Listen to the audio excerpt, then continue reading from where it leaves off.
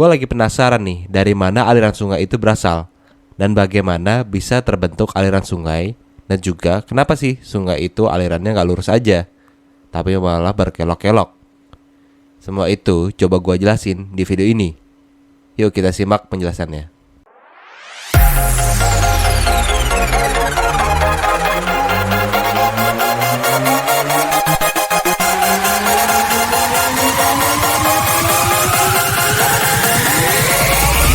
Sebetulnya apa sih sungai itu dan apa gunanya? Sungai itu adalah saluran tempat membawa air tawar ke laut dan ke danau. Selain memindahkan air tawar ke laut dan ke danau, sungai itu berguna untuk mendistribusikan nutrisi seperti nitrogen dan fosfor ke seluruh planet dan seluruh lautan. Sungai bertugas mengalirkan 3/4 air yang ada di permukaan bumi. Karena sungai panjangnya membentang ribuan mil jauhnya, jadi manusia mengandalkan sungai untuk rute perjalanan dan juga menyediakan sumber air yang segar secara konstan.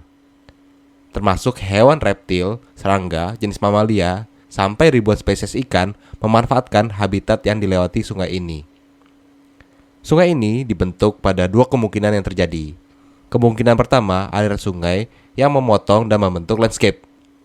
Lalu kemungkinan yang kedua, landscape-nya sudah ada, jadi aliran air tinggal mengikuti bentuk landscape-nya saja.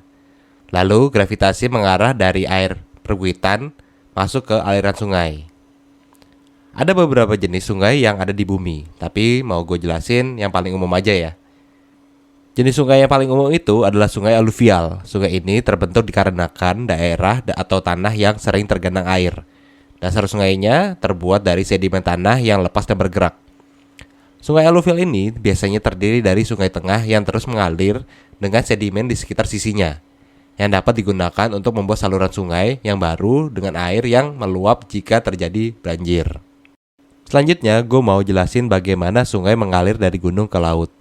Awalnya, aliran sungai dimulai dari dataran tinggi yang turun akibat dari gravitasi bumi.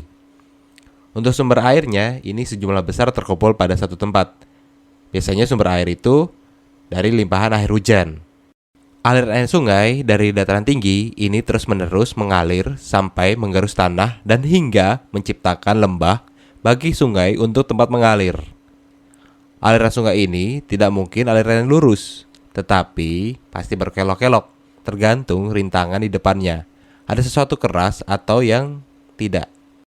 Kalau biasa, aliran jalur utama jadi aliran sungai yang besar. Ada juga aliran sungai-sungai kecil yang bergabung dengan aliran sungai yang besar. Pada kondisi tanah yang lebih rendah, jalur air tidak terlalu terbatas. Akibatnya, aliran sungai akan melebar di permukaan yang lebih datar. Aliran yang melebar ini akan meninggalkan danau sodetan, atau bahasa kerennya danau oxbow. Sebelum mencapai tujuan akhir, yaitu ke laut atau ke danau, beberapa sungai diperlambat dengan lahan basah. Lahan basah di sini berisikan tanaman lebat yang menyebabkan sungai pecah menjadi aliran yang lebih kecil. Beberapa sungai terbentuk karena aliran dari mata air, yang airnya muncul ke permukaan tanah menjadi mata air sebelum mulai mengalir ke bawah. Menuju tujuan akhir dari aliran sungai itu sendiri, yaitu bisa masuk ke danau atau ke laut. Pada penjelasan yang sebelumnya disebutkan aliran sungai tidak mungkin lurus, pasti berkelok-kelok, tergantung rintangan yang ada di depannya. Sebetulnya energi apa yang dapat membentuk tikungan atau kelokan yang ada di sepanjang sungai?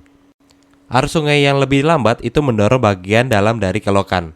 Jadi dengan sedikitnya energi ini, material sedimen seperti pasir dan kerikil diendapkan untuk membentuk sisi dalam yang miring. Karena energi sungai bagian dalam lebih lambat dan menyimpan endapan sedimen, penumpukan ini memaksa arus mengalir lebih jauh ke sisi lain yang meningkatkan kelokannya.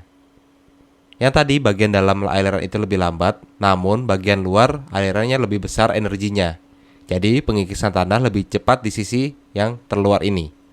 Lalu terjadi erosi lateral yang disebabkan oleh arus cepat yang mengikis sisi sungai. Ini memperlebar sungai dan menciptakan kelokan yang lebih besar. Setelah ada kelokan besar, air akan mulai mengalir cepat di bagian luar kelokan dan bergerak di sekitar sedimen yang diendapkan di bagian dalam. Sebelum gue mengakhiri video ini, gue mau infoin sebuah fakta mengenai sungai. Tahukah kalian kalau sungai-sungai di dunia itu mengangkut sekitar 3,6 miliar ton garam ke laut setiap tahun? Dan sungai terbesar di dunia itu adalah sungai Amazon di mana panjangnya membentang sejauh 3.980 mil melalui Amerika Selatan. Dan volume air di Amazon sekitar 1/5 dari total air permukaan di planet ini. Setiap detik diperkirakan 219.000 meter kubik air masuk ke Samudra Pasifik dari sungai ini. Oke, mungkin sekian dulu informasi yang bisa gue sampaikan. Semoga bisa menambah sedikit pengetahuan buat teman-teman semua. Jangan lupa like, komen jika ada info tambahan, dan subscribe ya, biar gue lebih semangat lagi bikin kontennya. Oke, thank you, bye-bye.